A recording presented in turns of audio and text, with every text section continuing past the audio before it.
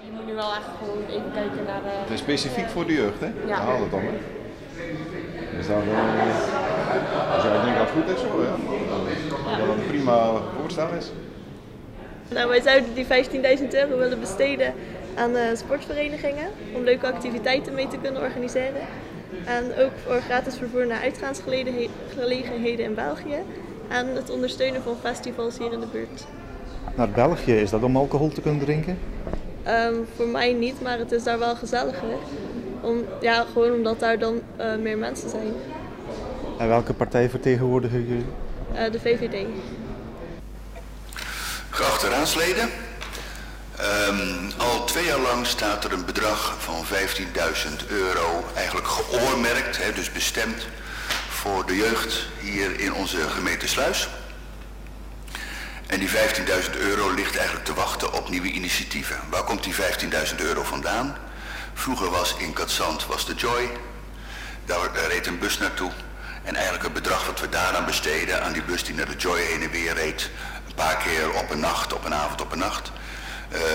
De Joy is weg, dus dat bedrag was vrij. En jullie hebben als gemeenteraad beslist, 2 jaar geleden, dat het bedrag daarvoor bestemd, althans voor jeugd bestemd moest zijn. Eigenlijk in de hoop dat de jeugd zou aangeven wat ze met die €15.000 willen doen. En wat blijkt nu, wat is het geval? De afgelopen 2 jaar heb ik als wethouder eigenlijk geen initiatieven gehoord waarvan ik zeg van nou dat kunnen we eens in een goed plan omzetten. Dus eigenlijk stel ik u voor om die €15.000 niet meer te bestemmen voor activiteiten voor de jeugd. Maar ik stel voor dat naar de algemene middelen, dus zeg maar naar de grote pot, terug te laten vloeien. Want er zijn zoveel, er worden misschien tekorten verwacht op het sociaal domein met de WMO. Er worden tekorten misschien gerealiseerd dit jaar op jeugdzorg. Er worden tekorten met het openbaar vervoer, taxibusjes die we moeten laten rijden. Dus ik stel u eigenlijk voor om die €15.000, de bestemming jeugd eraf te halen en in de grote pot terug te storten om dit soort zaken te realiseren. Dat was, voorzitter, wat ik even aan de gemeenteraad wilde aangeven voordat we de discussie beginnen. Bedankt, wethouder Bruin. Nu aan de orde het voorstel. De eerste termijn, de woordvoerder van de fractie mag 4 minuten het woord voeren. Dus ik vraag wie wenst er het woord te voeren. Even kijken welke fractie, partij van de fractie van de Partij van de Arbeid. Aan u het woord, 4 minuten, ja. Mevrouw. Nou, wij hebben nog wel een paar vragen over dit voorstel en zo. Want wij zijn het er sowieso niet mee eens dat het niet meer voor de jeugd is. En wij hadden dus die vraag over dat het dus die bus is al een tijdje afgeschaft. Is er dan ieder jaar die €15.000 opgestapeld of is het alleen die €15.000? Ja, voor dit wist ik nog helemaal niks van die €15.000, dus waarom niet de social media gebruiken daarvoor? En dat was het. Dat was het, mevrouw. Wie wil er nog het woord voeren? Meneer, namens de fractie CDA. Nou, ik wil ook beginnen met te zeggen dat wij tegen het voorstel zijn. En we hebben daar ook de vraag bij, wat zijn de voorwaarden om iets te doen met dat geld? Want de voorwaarden zijn volgens ons heel erg onduidelijk. En daarnaast weet er ook bijna niemand iets van het geld af. We weten niet wat we er precies mee kunnen en hoe we het kunnen besteden, hoe we er een beroep op kunnen doen. Bedankt. Kijk naar deze kant. Ja, mevrouw, van de fractie van de VVD. Nou ja, wij vinden ook dat het beschikbaar moet blijven voor de jeugd. Dus we willen het voorstellen amenderen als het... En wij zouden het dan willen besteden aan extra ondersteuning voor sportverenigingen om leuke activiteiten te organiseren. Ook gratis vervoer naar de uitgaansgelegenheden in België. En het ondersteunen van festivals in deze regio, zodat ook de uitgaansgelegenheden hier ook nog extra ondersteuning krijgen. Bedankt. Ja, mevrouw, namens de fractie DNT. Geachte raadsleden, wij hadden het idee om het geld gewoon alsnog bij ons te laten, dus bij de jeugd, om te kunnen, zodat wij het nog kunnen uitgeven. Wel het idee om een bus te regelen, of ja, een paar bussen die bijvoorbeeld naar evenementen gaan of naar concerten in de regio, of ja, regio eigenlijk mag het ook uit de regio, bijvoorbeeld België. En grote dingen in Amsterdam, zoals Pinkpop bijvoorbeeld. Omdat het, ja, soms kan het voorkomen dat er bijvoorbeeld maar 1 persoon in de bus zit. Dat is niet zo handig, want het kost al heel veel geld. Hadden wij het idee om een voorschot te laten betalen, of ja, dat de mensen een voorschot betalen, zodat er toch iets, ja, zodat de bus iets binnenkrijgt. En zodat er dan niet maar 1 persoon in de bus zit. En wij wouden dit regelen door een leerlingenraad die samen met de gemeente gaat babbelen. En ja, dat was het. Bedankt voor het luisteren. Bedankt mevrouw. Ja, meneer, namens Lees Babijn. Oké, voorzitter. Wij zijn het ook niet eens met het idee dat die 15.000 euro terug had in het pot voor de algemene middelen, zeg maar. Maar we hadden wel een idee dat er een soort van jongerenontmoetingsplaats zou komen. En ja, dat zagen we dan zo voor ons dat de jongeren daar samen kunnen komen en dat het redelijk centraal ligt voor iedereen. En ja, dat mensen daar gewoon gezellig kunnen samenkomen, een drankje doen, rustig van muziek kunnen genieten. En ja, dat er ook vervoer voor is, zoals de discobus die is weggehaald, voor de mensen die het niet zouden kunnen bereiken. Ja, en dat wilden we dan doen met jonge beginnende ondernemers en ja, ook mensen uit de regio dus uiteraard. Ja, vrijwilligers ook vooral.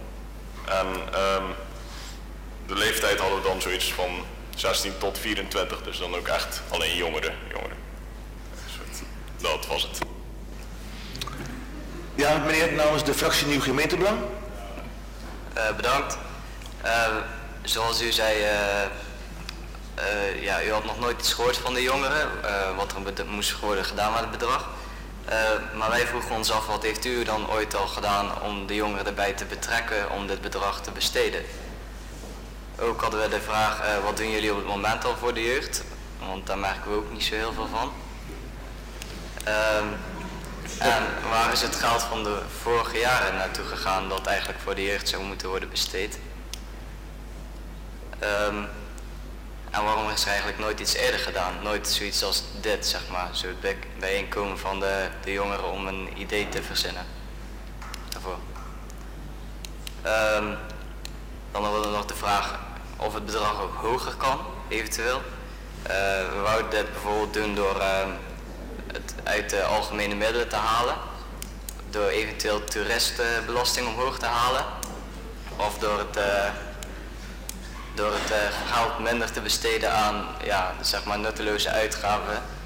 Zoals nog meer natuur hier laten komen. De natuur moet wel blijven, moet wel onderhouden worden.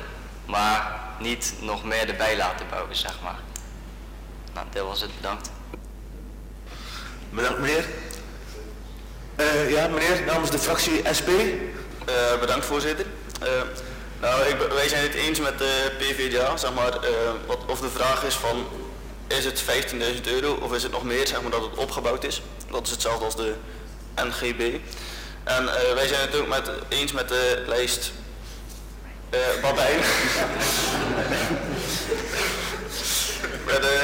Voor de leefbaarheid, voor de jeugd en de kennen.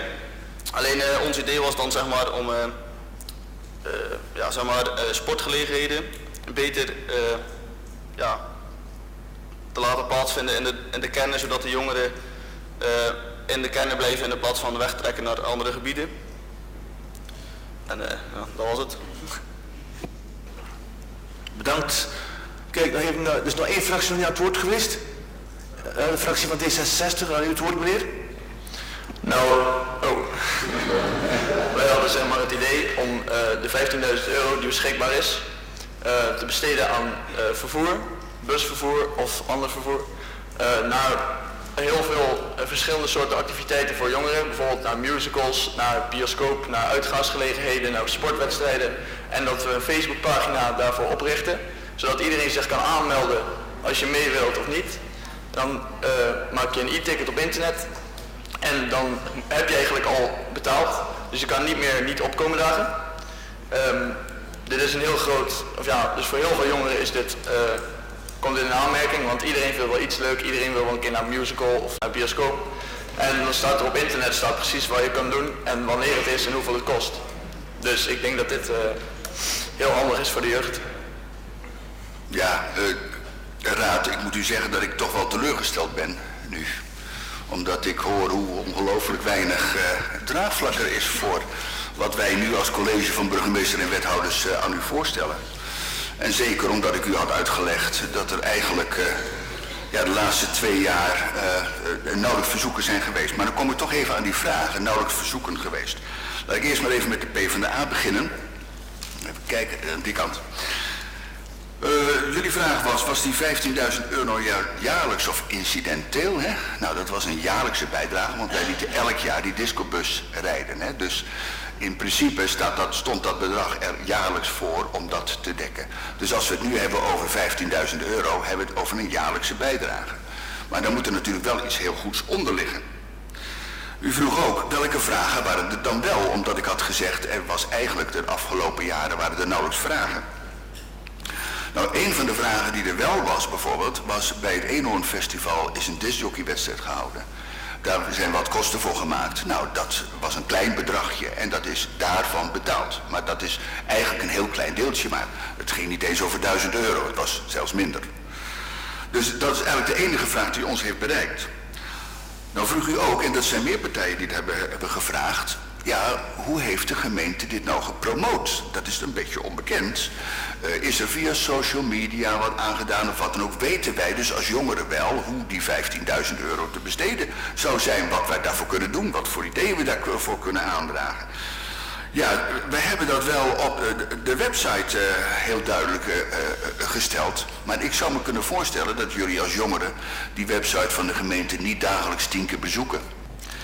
VVD had het over extra ondersteuning sport. En dan kom ik wel even op een lastig ding. Want ik hoor verschillende initiatieven.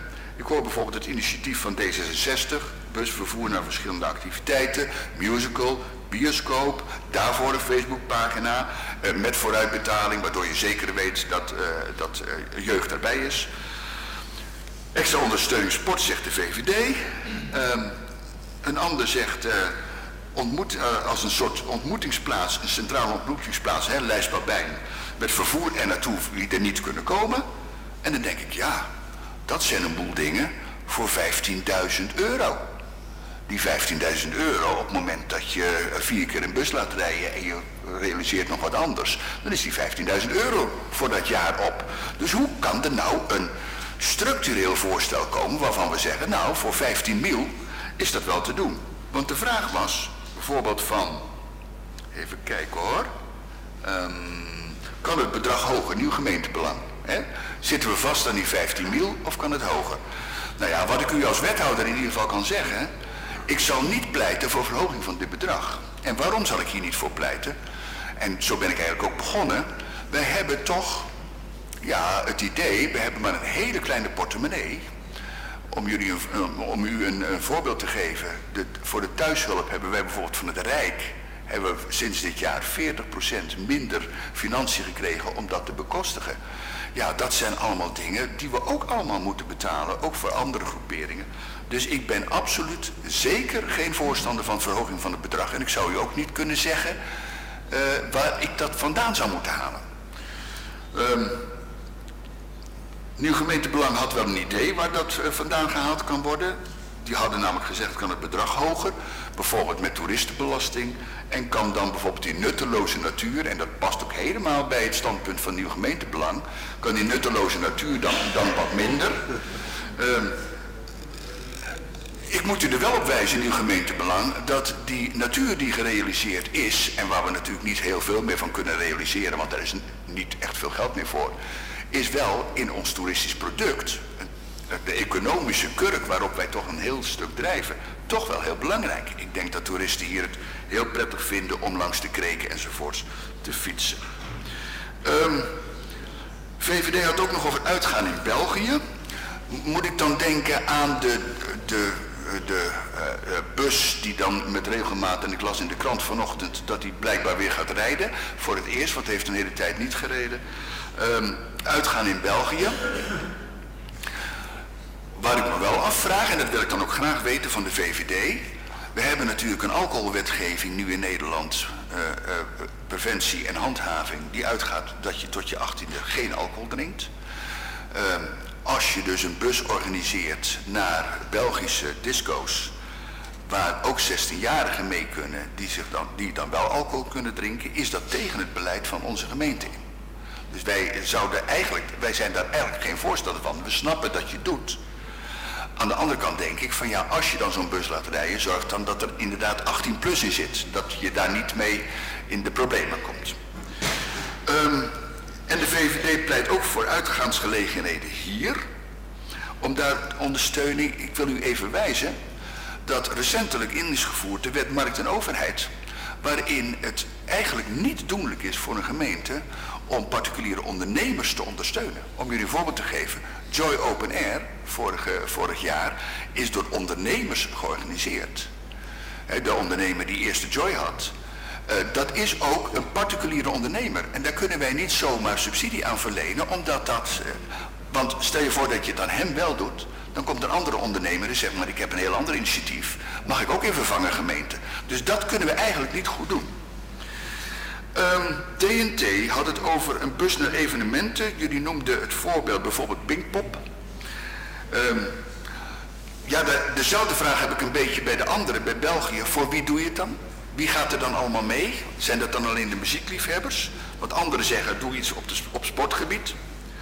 Wat ik een leuke suggestie vond van TNT, de communicatie tussen de leerlingenraad bijvoorbeeld van het Swin College en de politiek. Want daar heb je dan wel de signalen als politiek van wat jullie graag zouden willen.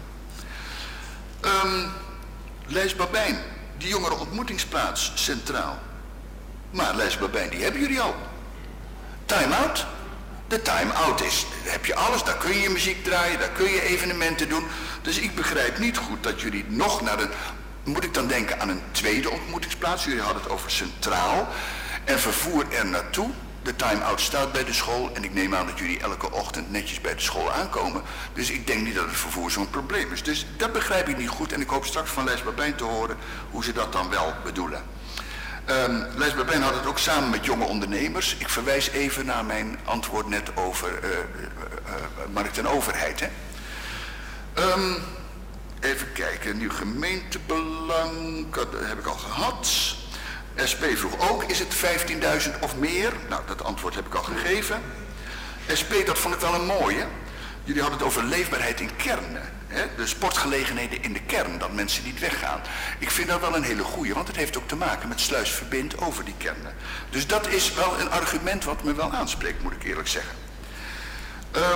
D66, het busvervoer naar verschillende activiteiten, vind ik in principe wel iets sympathieker dan alleen busvervoer naar disco's in België, omdat er sprake is van verschillende activiteiten. Dus je hebt ook meer jongeren die je bereikt. Ook de musical enthousiasteling of de bioscoopbezoeker enzovoorts krijgt nu de gelegenheid. Maar goed, ik blijf zitten met busvervoer voor €15.000. De Facebookpagina vind ik een heel goed idee van D66. Dat zouden we moeten doen. En eventueel koppelen aan alles wat wij doen, want dan kunnen jullie makkelijk toegang hebben daar. Ik denk dat ik de meeste vragen in eerste instantie heb beantwoord, voorzitter. Ja, bedankt wethouder De Bruin. Ik kijk even naar de restbetreffende fracties. Zijn ze tevreden over de beantwoording van de vragen die aan u gesteld zijn? Ik zie aan de hand van de fractie van de VVD, die wil reageren op de beantwoording van de wethouder. Aan u het woord, mevrouw. Ja, mijn vraag was, het is niet zo zwart op wit dat wij alleen naar België willen voor de alcohol. Ik bedoel, waar moeten we hier uitgaan? Er is hier nergens een bioscoop, geen bioscoop, een discotheek. Ik bedoel, er zijn cafés. Maar als je echt naar de discotheek wil, moet je naar België. Dus het gaat ons echt niet alleen om de alcohol. De reactie van de Lijs Babijn, meer? Ja, u zei dat we de time-out hebben voor een jongerenontmoetingsplaats. Alleen, daar komt nogal een specifieke doelgroep mensen waar een heel groot deel niet echt mee te maken wil hebben. Kijk, fractie CDA. Oh, wacht, ik moet nog één minuutje. Ja, jullie zeiden van ja, we promoten op die site en zo, maar ja, wie kijkt er nou op die site? Dus dat was ook een beetje een dingetje. Dus ik ben toch ook voor een soort van Facebookgroep voor de jeugd van de gemeente of zo. Want als iemand dat dan liked, dan gaan steeds meer mensen dat liken en steeds meer mensen dat volgen en dan moet wel actief blijven. Dus. Dat is goed. Van de fractie van het CDA? Nou, het lijkt me wel duidelijk dat ongeveer iedereen tegen het voorstel stemt. En daarnaast willen wij nog een aantal kleine voorstellen doen en een aantal vragen stellen. Een van de voorstellen is, ga met de actieve jongeren van de gemeente rond de tafel. Vraag, wat willen de jongeren? Wat moet er hier gebeuren? Hoe kunnen we bepaalde jongerengroepen bereiken? En wat voor een bepaalde activiteiten moeten er georganiseerd worden? Daarnaast werd er gezegd, 15.000 euro, dat is niet heel veel voor busreizen. En dat vinden we eigenlijk een beetje een onrealistisch beeld. Ik zit zelf aan de busreizen en een bus heb je al voor 600 euro. 600 euro voor een bus, 50 personen. Nou, dan kun je redelijk wat busreisjes organiseren van 15.000 euro. Kijk, naar deze kant, de reactie van... Ja, goed. Reactie van de D66? Ja? Ja, nou, ik hoor dat iedereen ongeveer dezelfde mening heeft. Dat er meer moet worden georganiseerd voor de jongeren. Meer busreizen naar activiteiten. Die Facebookpagina, dat is heel handig. Ja, de leerlingenraad van het Swingcollege, ik denk dat als die dat organiseren, of niet organiseren, maar als die de Facebookpagina onderhouden en erop zetten wat er allemaal gebeurt, of allemaal te doen is in de gemeente, of buiten de gemeente, bij activiteiten, dan denk ik dat het voor iedereen uitkomt dat we busreizen naar zulke activiteiten regelen, want volgens de CDA kan je er heel veel busreizen van doen. En dat komt gewoon voor iedereen gewoon heel goed uit. Nog iemand de reactie? Ik ben al geweest, lees maar been en Partij van Arbeid, maar de andere fracties? Fractie van SP. Bedankt voorzitter. U zegt dat de sluis verdwijnt, maar waarom gaan de bussen dan weg? De bussen gaan weg, ja, dan kan je van sluis nog nergens meer naartoe. Dus daarom vinden we ook dat als je niet meer weg kan, ja, dan moet er maar in het dorp zelf of in de stad zelf iets gebeurd worden.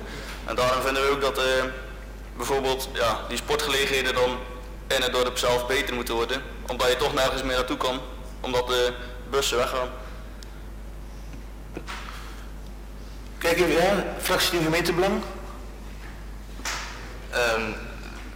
Bedankt. We hadden nog steeds niet helemaal een antwoord op onze vraag wat jullie nu precies doen voor de jeugd op het moment. Dat is me nog niet helemaal duidelijk. En ook over het openbaar vervoer. Het gaat inderdaad weg sinds maart, als ik het goed heb begrepen. Gaat het dan ook met de OV-chipkaart helemaal weg?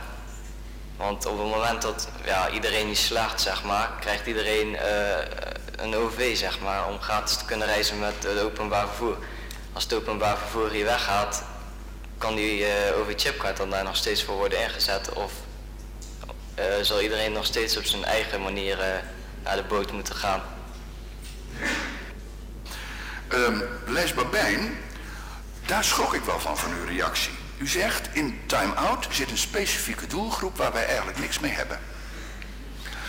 Dat vond ik wel een ernstige opmerking, moet ik eerlijk zeggen.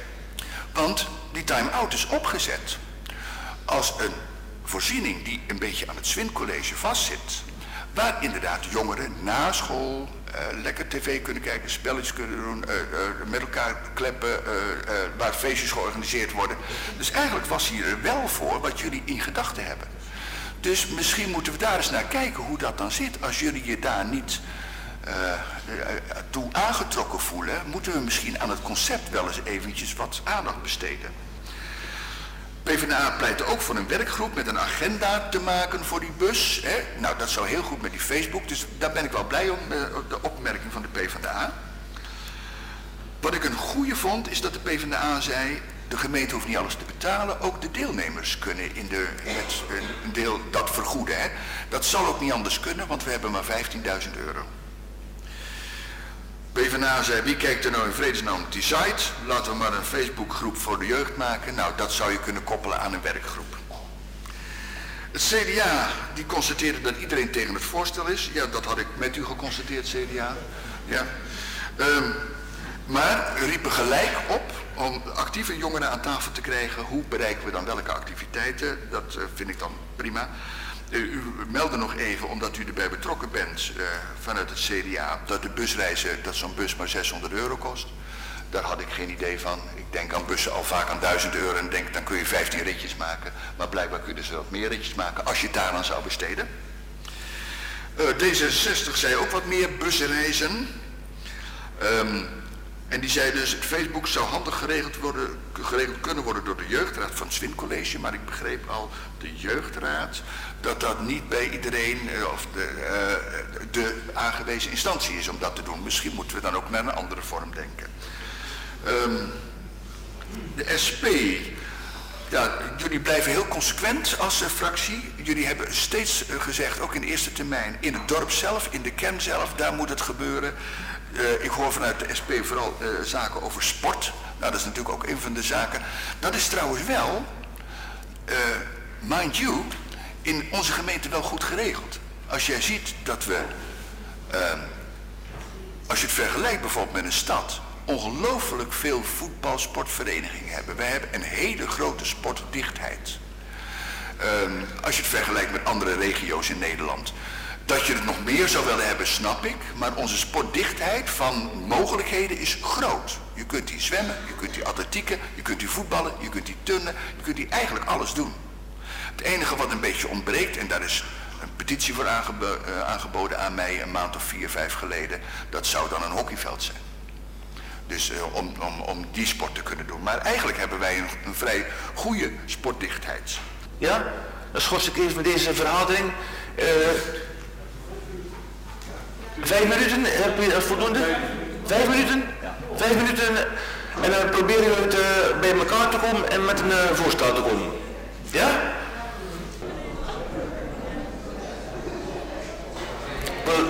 Ik wil de vergadering weer heropenen. Er ligt voor ons eigenlijk een ordevoorstel van het CDA om dit voorstel in te trekken en te gaan kijken of te gaan werken met een werkgroep. Kijk even richting CDA, handhaaft nog deze ordevoorstel om het in te trekken. Of kijk even naar andere fracties, of ligt er een amendement. Kijk, ja, en door het amendement wordt amendement ingediend door de gezamenlijke partijen. En kijk eerst naar het CDA en dan de Partij van de Arbeid. En ik neem aan D66. Ja.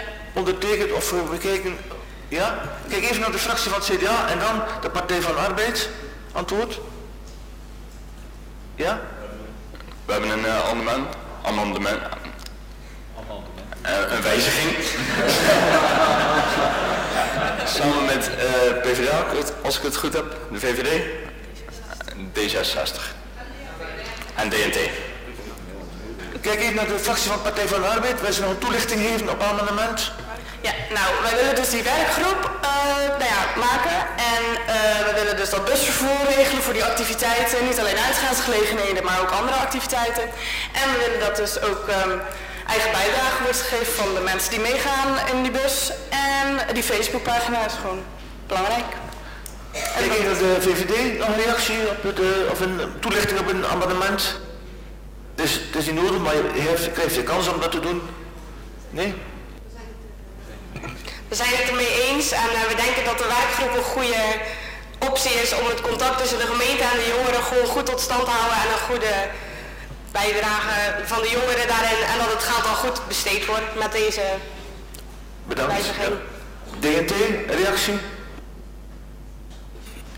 Van die eigen bijdrage bedoelen wij ook dat er een klein deel wordt gebruikt om de bus te betalen van de jeugd dus. Dus bijvoorbeeld stel dat je van het bedrag wat er betaald wordt aan, ja ik weet niet hoe ik het precies moet uitleggen, maar stel dat er €5 van elke persoon die met de bus meegaat dat betaalt. En dat wordt dan besteed aan het vervoer van de bus. Dus dan heb je 50 mensen die betalen €5 voor de bus. Dan kan de gemeente meer bussen inzetten. Dus dat niet alleen de gemeente de bus betaalt, maar dat de jeugd ook een deel van de bus betaalt. En niet alleen een ticket voor een concert, musical of iets dergelijks. Kijk, ik naar de VVD, nog een reactie op of een toelichting geven op amendement. Dus het is niet nodig, maar je krijgt de kans om dat te doen. Nee? We zijn het ermee eens en we denken dat de werkgroep een goede optie is om het contact tussen de gemeente en de jongeren gewoon Kijk even naar de fractie van de Partij van de Arbeid. Wij zullen nog een toelichting geven op amendement. wij zijn het dan eens met die werkgroep. Maar zoals ze zeg maar, in die werkgroep zeggen, als er wordt betaald voor die bussen, dan is er best veel geld over. En dat kan weer gestoken worden bijvoorbeeld in die sportgelegenheden, die wij echt graag willen. En u zegt ook van er zijn veel sportgelegenheden in de gemeente Sluis. Maar net als voetbalvelden en zwemverenigingen, die zijn er inderdaad wel, maar die zijn gesloten. Daar kan je niet altijd naartoe. Zeg maar bijvoorbeeld van de voetbal. Je hebt trainingen en wedstrijden, maar buiten die trainingen en wedstrijden mag je niet op het veld komen. Bedankt. Bedankt. Ik wil toch tot een... ja, Lisbeth Been. We zijn ook eens met het voorstel over met de werkgroep. Alleen we vragen ons af of het wel op korte termijn is en dat het niet op een lang termijn wordt geschoven. Of er wel in de komende jaren iets wordt aan gedaan. Dat was het. Ja, ik wil tot de afronding komen van dit voorstel.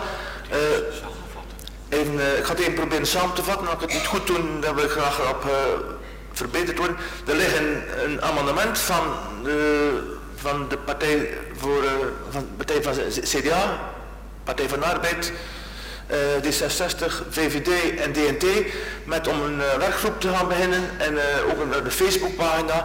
Maar er zit ook nog enkele toevoegingen van andere partijen die willen een bijdrage, ook van Nieuw Gemeentebelang heb ik begrepen, een bijdrage om met de bus mee te gaan. En moet dit bijdrage dat er door u gesuggereerd wordt of voorgesteld wordt, moet dat in het amendement komen? Ik weet niet wat er in het amendement staat. Om toch een meerderheid te krijgen, ja, de fractiepartij van de Arbeid, wilt u dat? Ja, nou, die eigen bijdrage, daar bedoelen we ook mee dat, niet dat het super hoge prijs zijn voor die bus, maar dat ook verder, dat we dat uitwerken verder in die werkgroep en dat dan berekend wordt en bekijken. Ja. Goed, eventjes concreet, voorstel een werkgroep op te richten van actieve jongeren in onze gemeente Sluis.